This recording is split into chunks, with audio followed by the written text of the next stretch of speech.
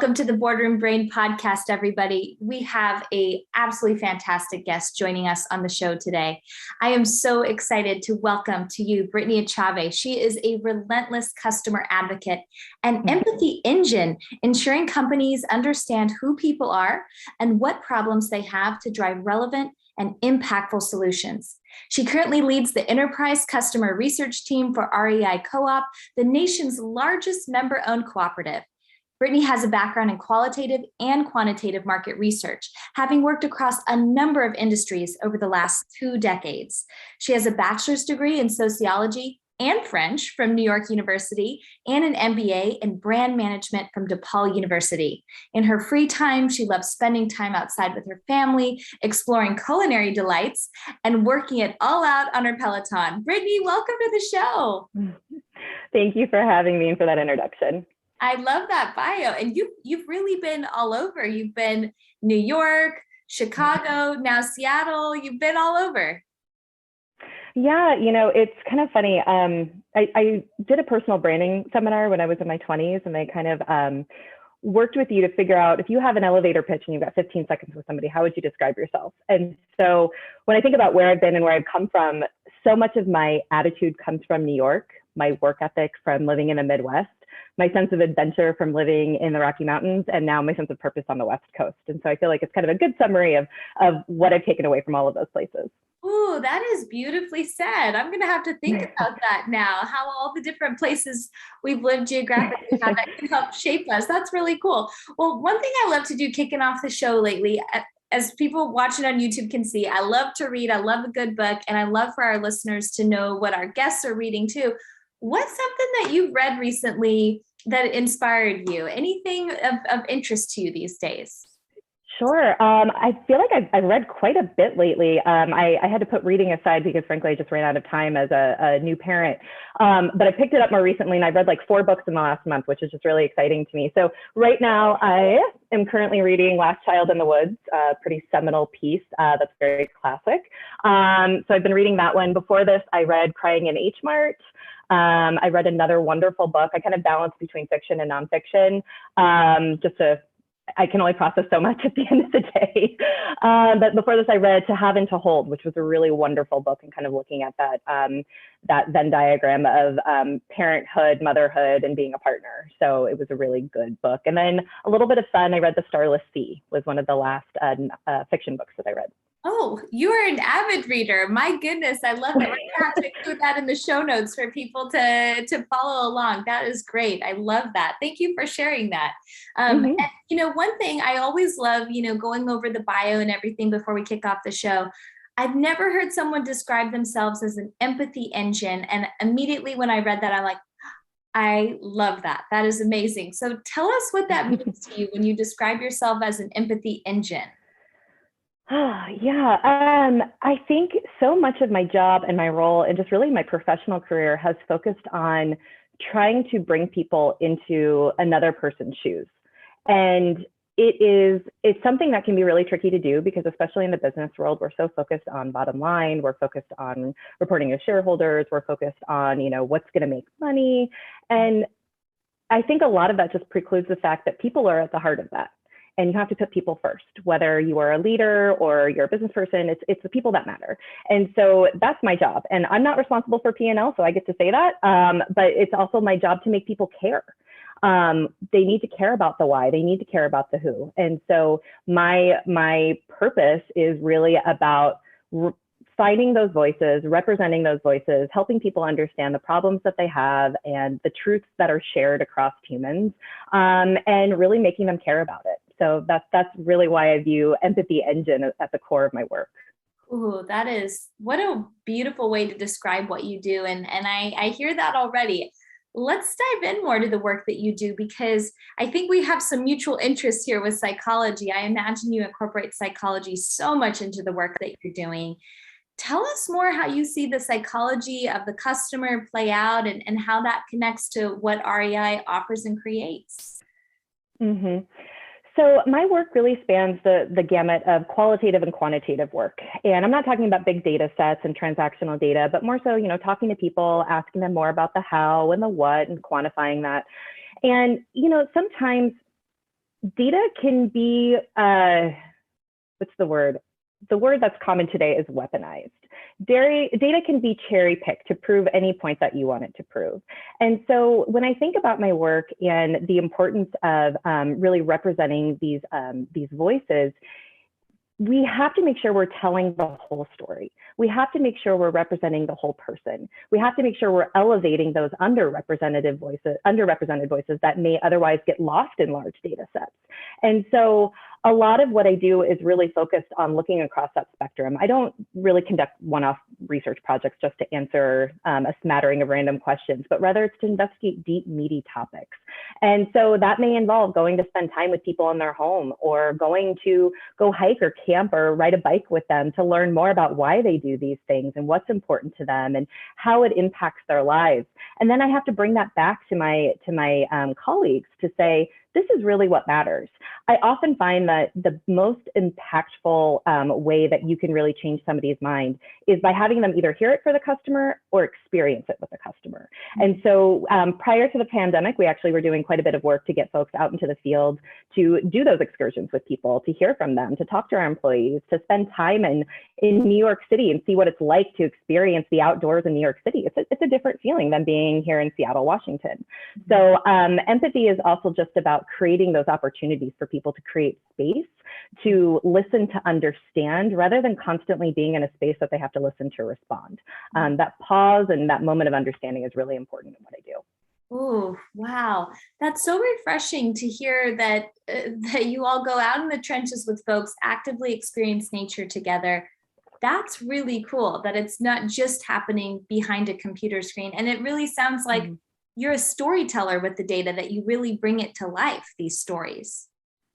Yes, that is a huge component. People listen to stories much more than they listen to data. The stories it's really what they remember. And so you have a balance where you need to be able to tell the story and then back that up with data.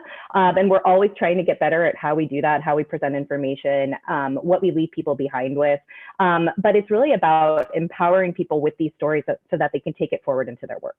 And I'm so curious, with all the stories that you have, I mean, similar to what I do, we get a bird's eye view into humanity and the lived experience and what happens behind people's screens.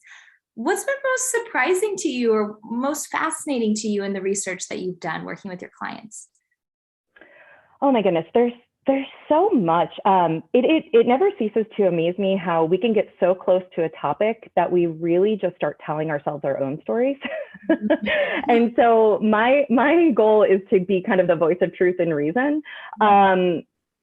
Living in Seattle, REI is a very traditional outdoor retailer, and not everybody views the outdoors the same way. And so I think that sometimes we come up with these internal kind of corporate myths and stories that we have that we hold near and dear, that are true to our culture, but may not necessarily be reflective of how the broader population gets outside.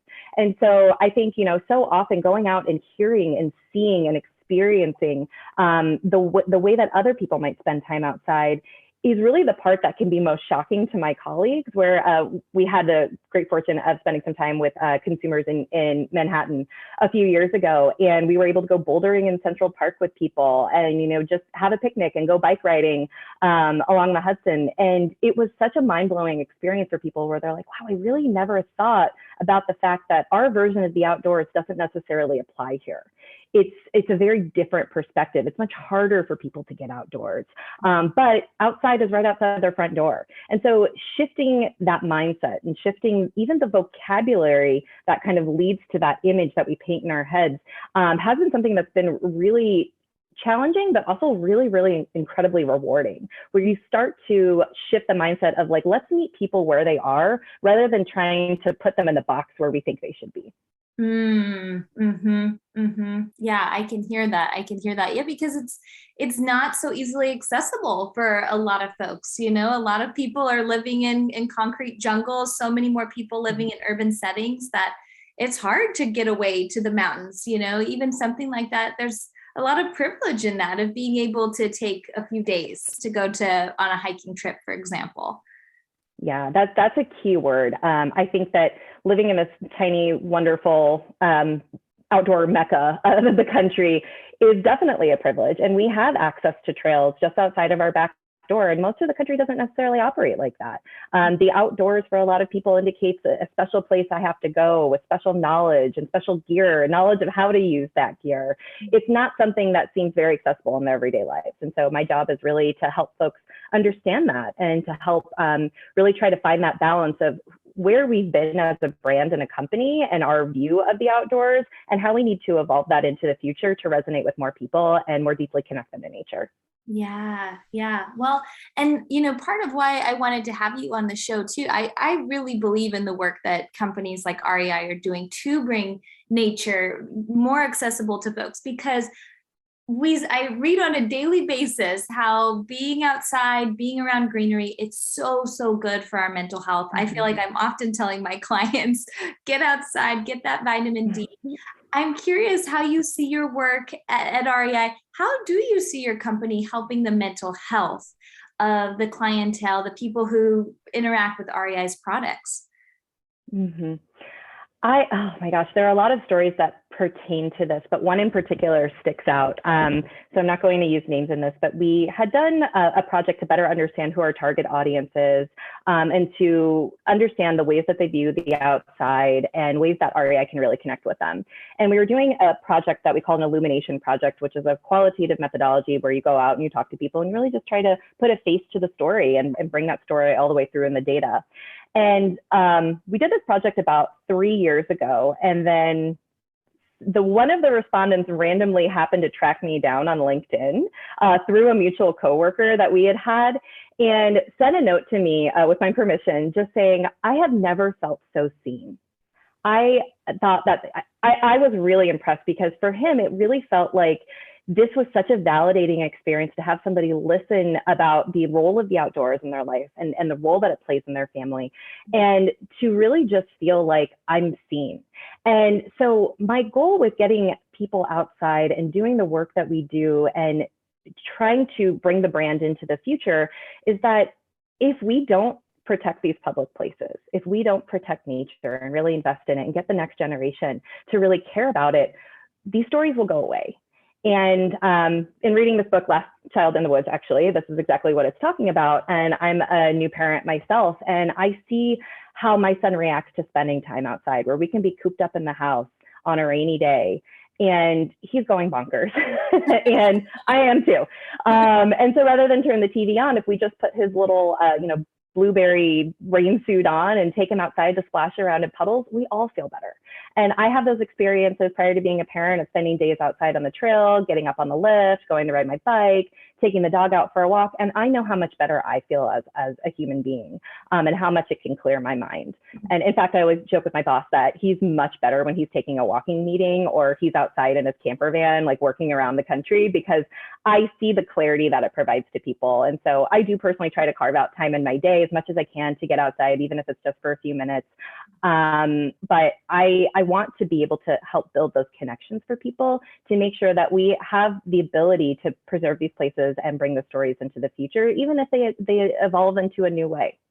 Right. That really we all care so much more about it, because I agree with you. Once we have these touch points and really I would say like these spiritual experiences in nature, it just changes how you feel in your brain and your body. It does lead you to care more and want to protect our planet more. Absolutely. And you started to speak into this too. Something I'm really passionate about is making sure our workforce, we are protecting our mental health in our companies. We spend so much time at our jobs, so we spend hours each week. I'm curious, how are you seeing REI look after and care about the mental health of its own employees, if you're open to sharing on that? Sure. I think we all find ourselves in a really interesting place today versus where we were a few years ago. And I think that there are so many positives and negatives that have emerged to the new ways of working. Prior to the pandemic, REI was really an in-office kind of culture. We had an office in Kent, Washington, and we were building a big, new, fancy, beautiful state-of-the-art office in Bellevue that we were planning to move into the same summer that the pandemic hit. And a few months into everybody working from home, the business was thriving, we were doing it really well. leadership made that really tough call to sell the headquarters. And I think we all went through a bit of a mourning period, knowing that so much of the culture that we'd held dear to us before about that in-person experience was going to go away.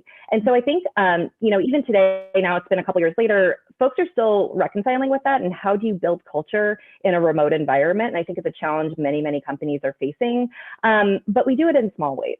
And so the co-op has a benefit that we call co-op way days, where we get a few days a year to go spend time the way that we want to do it. Originally, this was about, this started around the same time where we started our opt outside effort, where it was really about closing down our stores so folks could get outside and spend the day after Thanksgiving with their families or loved ones, and not in a store, not supporting, this consumerist culture and the busiest shopping day of the year. And so it was really scary when we did that, but it was super exciting. And I love being part of that and seeing the company lead. And since then, it's really become a trend. Co-op way days came shortly after that, where we started to, really try to set aside time for folks to use it the way that they wanted to, not the way that, we were telling them to use it. So that could be taking a day off to go vote. That can be taking a day off to join a protest for a cause that you're very passionate about, for spending the time outside. And so I've been able to sneak in those days even on the list, and it's not sneak, so to speak, but use of my way day that way, or even just spend some time and block off my morning to just say, hey, it snowed 18 inches last night. I'm going to go run up to the mountain and get in a morning and spend some time for myself. And so we try to create space for that. We also try to have team engagements where we get people outside and get people together in person for the time to just purely spend together as people rather than to get a bunch of work done. We are all very, very efficient at working in this mobile hybrid or work from home environment. So we try to prioritize the time that we have in person to just be together. I love that. I think that's phenomenal, that intentionality and really naming, like, we want you to take this time for yourself. That models something so powerful, and especially with a company like REI, where my mind as a consumer thinks nature, the outdoors, like, it's great to hear that you're practicing what you preach and that you all are getting outside and making the most of it too. So I love that. I love that. Let's talk more about you, Brittany, and your journey, because I always love to talk to our guests. I mean, everybody here on this show, you all have done incredible things, and you're included in that. I'm curious for you, when you look back on your career, and you've done so much so far, what do you feel like has been the secret to your success, your longevity thus far? Right. I think part of this is recognizing that success isn't a static concept. It's something that you have to revisit every so often. And I have found that blindly pushing towards goals that maybe you set years ago and that no longer serve you can be a trap for people. And these are the moments where we find people questioning, why am I doing this? Why am I working so hard for this? Why do I feel like I need to change careers? And so I think having those moments of reconciliation along the way where you can pause to say, is this really what I want? Where am I in my life now? How have my goals maybe shifted? How has what's important to me shifted? Are these things continuing to serve me? And so stopping to do that work will just, I think, set you up for greater success. So I don't view necessarily like long-term plans. I think we all have long-term aspirations. And I think that's the healthy approach rather than necessarily long-term goals and things that I have to do. I mean, I have a bucket list as well, and that's completely fine, but I revisit those things over time. And I feel like that revisit happens every 5 years or so. That's just my personal cadence of, along the lines of big milestones in my life happening. I do take that moment to pause, to reflect on, here's what I was working towards. What does success look like for me now? And it's okay to redefine that. It's not a sign of failure if you redefine success. Things change and people change, and your goals should change along with that. And so I think treating this as more of a dynamic concept versus a static one is imperative. Oh, there were so many nuggets in there that are quotable. I think that's so true. And, I see that a lot for I'd say my millennial clients, especially. I'm a millennial myself. And I think sometimes we were kind of indoctrinated with the message growing up of like, have these big dreams, and if you don't achieve these dreams, it didn't work out for you. No, that's so not the case. Like, I love that you speak to, look, our lives are ever evolving, changing. Let's not stay rigid with the plan. Let's grow as we go. I think that's just a very refreshing take. It makes me heartened to hear that. And as an elder millennial, I can definitely share in that. I've always been a very goal-oriented person. And I had a colleague years ago who gave me the backhanded compliment that's really stuck with me, is that you're the most laid-back type A person I know. And I thought it was pretty accurate. But it also kind of taught me a lesson too, that it's like, okay, I can still be really motivated and I can still get things done, but I also can roll with it a little bit. And I can let go of some of that control, because I personally don't want to do everything and I don't want to have all the answers. And that's something that I feel like more recently in my life, I've had to make amends with, because I think particularly as women, we get in this mode of doing everything. Sometimes we go after the easy A because we know how to do it. It's easier to get it done yourself. And it feels good when you do something and you get it done and you get the acknowledgement for it. But it can also be a really big distraction. And sometimes you lose track of things in the process. And so I think that, we just have to pause to ask ourselves what matters, why is it important, what is not serving me, and then just have those moments of reflection built in and make the space for it. I'm so with you on that. And, it's interesting because imposter syndrome has been such a buzzword coming up, I'd say, over the last few years. And I think that really ties into what we're speaking to, women especially, but 70% of the population experiences imposter syndrome, really feeling this pressure that we kind of have to puff up our shoulders, act like we know what's going on all the time. We can't share when we don't know all the answers. I'm curious for you, if you're open to sharing, how do you ever see imposter syndrome coming up? How do you work through that? Because I know a lot of our listeners, they struggle with that. Sure. I have these conversations all the time, particularly with other women and leaders in general. This crosses gender. I personally dealt with a lot of this over the last couple of years, coming back from maternity leave. My son is now almost 2. I had the fortune of taking about 5 months off. And in working with my boss and coming back, I was able to kind of gradually transition in a part-time capacity for a few weeks to kind of get the hang of things. And we also have the privilege of doing in-home childcare and being in this hybrid work situation. It was a good place to be. So that being said, coming back and realizing that I had so much to do, and I had a new role that I was trying to play, and I was trying to do all of it at home, where, for good or bad, you're in the thick of it all the time and you can't get away. And when things were closed down, they were very heavily closed down in Washington, we didn't really have a lot of options, and you could only get so much help. So I think I took a bit of a spiral after this, and I just found myself getting really, really burnt out. And that, I think, was one of those moments of pause and reflection. And I also had the great fortune of being part of a leadership development program at REI, where we have a very small cohort of leaders. There were about 15 of us, I believe, that were part of this. And it was about a 9-month program from start to end. And of course, it happens at the time where you're incredibly busy. I'm fresh back from maternity leave, and it's like, okay, sure, I can do this. There's one more thing on the pile. And I was also really trying to grow my team and hire a number of roles and kind of get back to some sense of normalcy. And I took it all on. I kept saying yes to things. I kept thinking I could do it all. I kept muscling through things. And I had this little voice in the back of my head, where I had a friend at the early stages of my pregnancy who made a comment to me about, it was really about parenting, but I think it's also true for work, is that you can solve problems with time and money, and you need to figure out which one is more valuable to you. And recognizing this comes from a point of great privilege, this really helped me to think about, how do I need to prioritize things?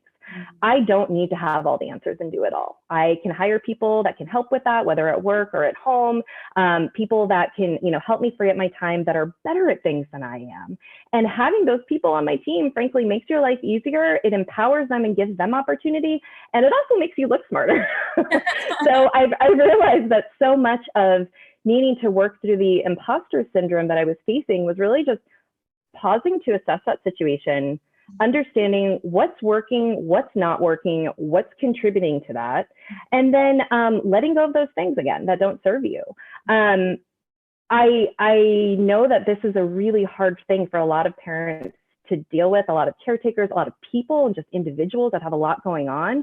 But I have found that being vulnerable and bringing my whole self to work with my coworkers has helped me to kind of get through this and be honest about some of the challenges that I'm facing, work with them to figure out, what could some potential solutions be, and how I'm feeling impacting you, and really just putting myself out there to get a little bit of help to work through some of that. And I know that's a really hard thing to do because I've lived through it, but we can do it. And you'd be amazed at the reception that you get when you open yourself up to other folks.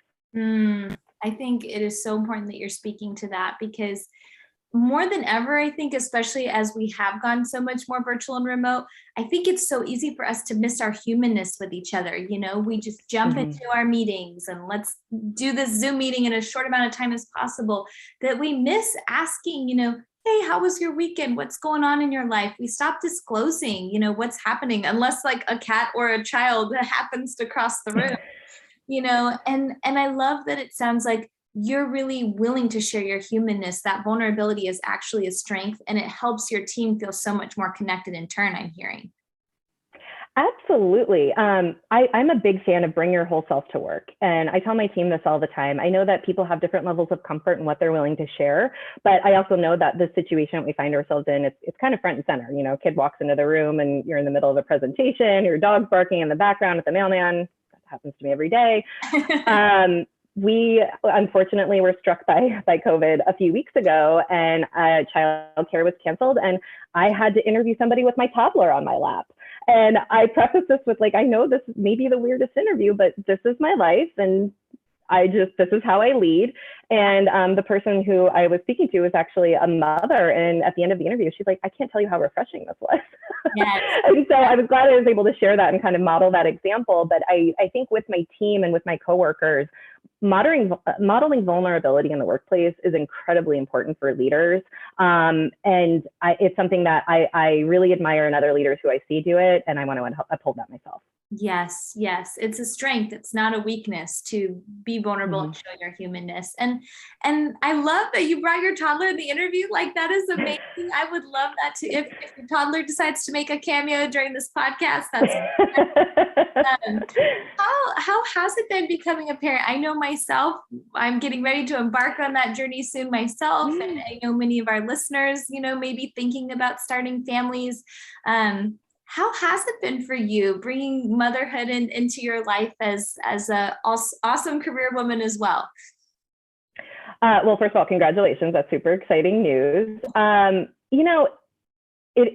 You hear all the cliches before you become a parent around, it's the hardest, most rewarding thing that you'll ever do. And it's the most difficult job you'll ever have. And I don't think you fully understand it until you're in the thick of it. And the days go by at an incredibly fast rate. The day itself may drag on forever, but the days just go by so quickly. And so I feel like I just had my child, within the last few weeks. And here we are almost 2 years later. It's just really hard to believe. It's been such a blur. But it is hard. It is really hard. And I definitely see why so many moms in particular have that moment of gosh, am I really cut out to do all of this? Should I just take some time off? And so I personally have made peace with the fact that my career is incredibly important to me. It doesn't define me, but again, as you said, you spend most of your time working. And so you really should feel good about what you're doing and what it's contributing to. And I found so much purpose in my role at REI and the work that I'm contributing to that it's kept me here for almost 8 years. I never actually thought that I would be here that long, but I have really deeply found that sense of connection and purpose to the work that we're doing. And so I think that, for me, it was really important to find that sense of balance, to redefine success. And success to me has never been about having the highest title or the biggest paycheck, but it's really about kind of the sphere of influence that I can have and the impact that we can make. And so I knew that continuing to work was going to be incredibly important for my son and for my family and for my own mental health. And so I wanted to make sure that I could balance all of that. And it is tough. Every day can be a different set of challenges or a different struggle, and nothing is ever perfect. I've definitely had to, I think, realign some of my own personal expectations and also just some of your fears. some days it can feel really hard to just get out of the house, especially with a newborn. But being able to just like bring him along on our adventures and to bring him into my work and, to have that flexibility where I don't feel like I'm missing out on everything because we have the situation that we have. I feel incredibly lucky and fortunate. But I think that so much of it is about having that support system in place too, to help you balance it. And again, time or money. We personally don't have any family nearby. So we have to rely on a network of care providers and friends and people that we can tap into. But I think that the most important thing parents can also do is to make space for themselves. Let's be real. Taking a shower, cooking dinner, going to the store, this is not self-care. So I think that sometimes, especially moms, get caught up in this, like, oh, taking a shower should feel like self-care. Taking this long trip to Target should be self-care. And like, sometimes that's all you get, so you take it. But creating space for yourself, go for that walk, go out by yourself, work with your partner to take some time so you can both alternate. It's incredibly important. And letting go of that guilt. Your kiddo's going to be okay. They're going to be fine. They're stronger when they have that kind of independence. And so I think that a lot of the learning curve is on the parents to figure out how to kind of balance our own feelings and our own needs just as much as our children. I will share that following this leadership development program I was in, I actually, for the first time since my child had been born, decided to take my own solo trip. And so I worked it out with my husband and I headed out to Hawaii for a few days. And I went by myself. I didn't want to be responsible for anyone else's happiness or choices. And I went by myself and I went to bed at 7:30 and I ate pineapple in bed and did whatever I wanted to do. And it was just the kind of reset that I needed. So I really advocate for that. Create space for yourself.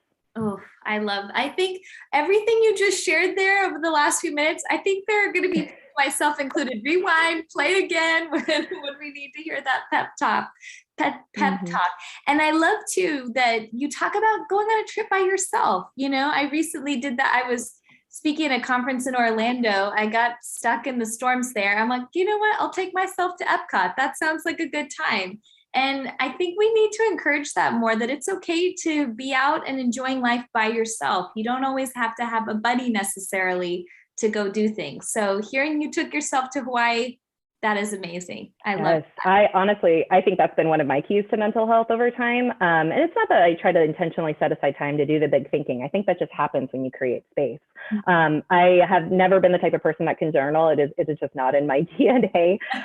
But I do try to set aside that time, or in the morning I have my sacred cup of coffee and I play Wordle, and maybe it's only 20 minutes, but it is like how I wake up every morning. And I might squeeze in a workout a few times a week, but creating those moments of like sacred space that you can have for yourself is just so important for feeling like you can get a little bit of balance in the day.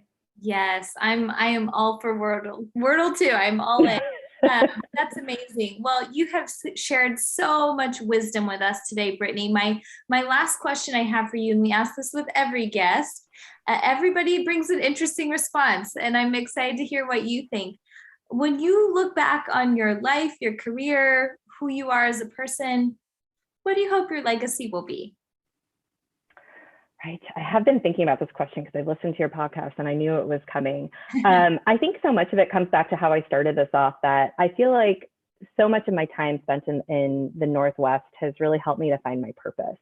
And I did not grow up necessarily tied to the outdoors. It wasn't really part of my childhood. We had a lot more outside time. I grew up in the Midwest, and we would go outside and play till the sun went down or the lights came on. And I didn't really discover this more traditional version of the outdoors until I was in my 20s and I learned how to snowboard.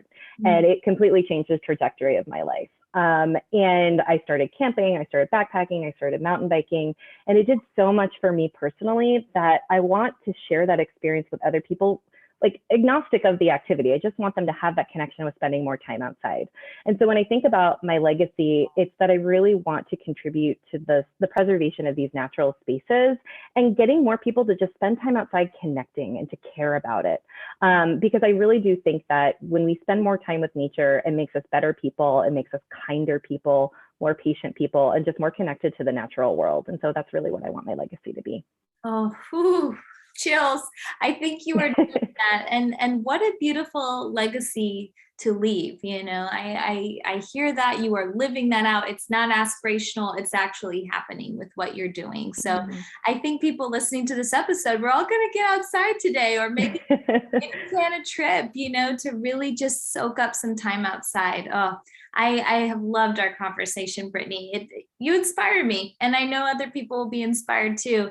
I'm curious, how can people get in touch with you if they want to learn more from you or hear more about the great work you're doing? Sure. You can absolutely look me up on LinkedIn if you have any personal questions or want to tap in to anything that I talked about today. And then if you're interested in learning more about REI as a company or a brand or a cooperative, please feel free to look us up on our website. We are the largest member-owned cooperative, and we really focus on kind of outside recreation. And you can find us on rei.com, reicoop.com. Wonderful. Wonderful. Brittany, thank you so much for being on the show today. What a treat. Thank you. Nice speaking with you, Lauren. Bye-bye.